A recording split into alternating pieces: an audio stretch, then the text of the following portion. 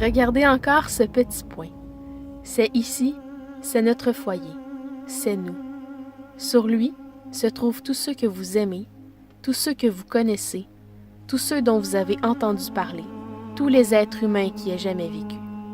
Toute la somme de nos joies et de nos souffrances, des milliers de religions aux convictions assurées, d'idéologies et de doctrines économiques, tous les chasseurs et cueilleurs, tous les héros et tous les lâches, tous les créateurs et destructeurs de civilisations, tous les rois et tous les paysans, tous les jeunes couples d'amoureux, tous les pères et mères, tous les enfants pleins d'espoir, les inventeurs et les explorateurs, tous les professeurs de morale, tous les politiciens corrompus, toutes les superstars, tous les guides suprêmes, tous les saints et pécheurs de l'histoire de notre espèce ont vécu ici, sur ce grain de poussière suspendu dans un rayon de soleil.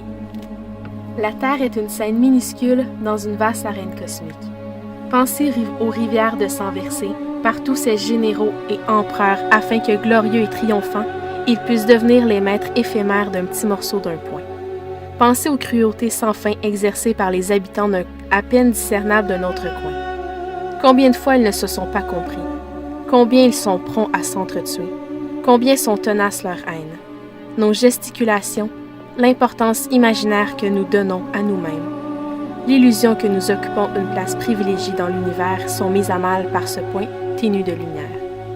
Notre planète est une poussière solitaire dans la grande obscurité cosmique qui l'entoure. Dans cette obscurité, dans toute cette immensité, rien ne nous laisse croire que de l'aide viendra d'ailleurs pour nous sauver, de nous-mêmes.